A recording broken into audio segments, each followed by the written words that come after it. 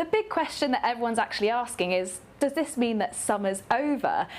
And I suppose the answer is technically yes, because meteorological summer will actually finish this weekend. We do our seasonal forecasting every 3 months to help with our climate statistics. So meteorologically speaking, summer will end on Sunday and meteorological autumn will end on Monday. But astronomical summer will actually start on the 22nd of September.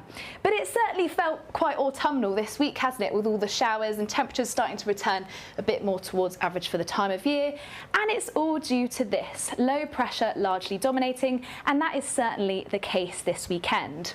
So low pressure sitting to the northwest of the country, that means it's going to be, oh, wrong button. That means it's certainly going to be an unsettled start. Now, when you first wake up on Saturday, actually many areas of England and Wales it's going to be quite dry, quite bright. There'll probably be some sunshine around, but don't let it fool you, because this area of low pressure will soon, through the course of the day, start to swing in more cloud, outbreaks of rain, and also some quite gusty winds as well. And it's likely we'll see some quite heavy downpours, and along with those gusty winds, it's certainly not going to be a pleasant start to the weekend, particularly if you compare it to last weekend. August bank holiday was lovely, sunshine pretty much for everyone.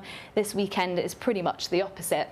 So heavy outbreaks of rain on Saturday, skirting their way eastward, some quite strong gusty winds, particularly across any exposed western areas. And even on Sunday, eventually we'll say goodbye to the frontal system, bringing those persistent outbreaks of rain, but it's still going to remain very blustery behind, low pressure still swirling around in parts of the west. And it'll eventually bring behind it some quite heavy and blustery showers. A good chance we could see some hail and thunder mixed in there as well. So an unsettled weekend, and even as we head into next week, there's still rain, showers, some gusty winds on the cards. So it is certainly going to feel more like autumn. Now let's take a look at some of the detail. Rainfall, for example, is something we do need to keep an eye on, particularly as we head through Saturday, as that main system starts to push its way through.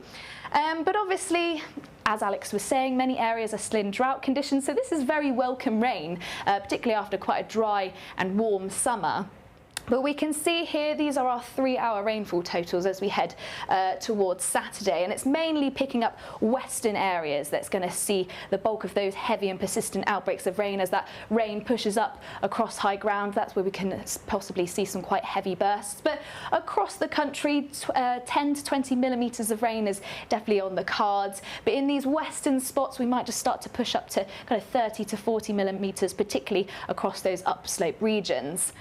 So this band of rain will bring persistent downpours across the country. What we need to start wetting up the very dry ground, and then once that system moves through, the rain will be a bit more dotted around along with the showers. So this isn't necessarily picking up exactly where the showers are going to be, but western areas in particular are going to see a lot of those showers, and potentially some quite heavy thundery showers along with those strong blustery winds. Now winds on Saturday, where are we? Here we go. Winds on Saturday are certainly going to be picking up. It is going to be a breezy day, but it's really later Saturday through into Sunday. There is a risk around coastal areas of Northern Ireland as that system continues to push its way through western parts of Scotland, through the Irish Sea, Isle of Man. Any exposed coastal areas could start to see some isolated gale force winds. So it's going to be breezy, it's going to be wet over the weekend, and we could also see a few isolated spots really picking up the strongest of the winds.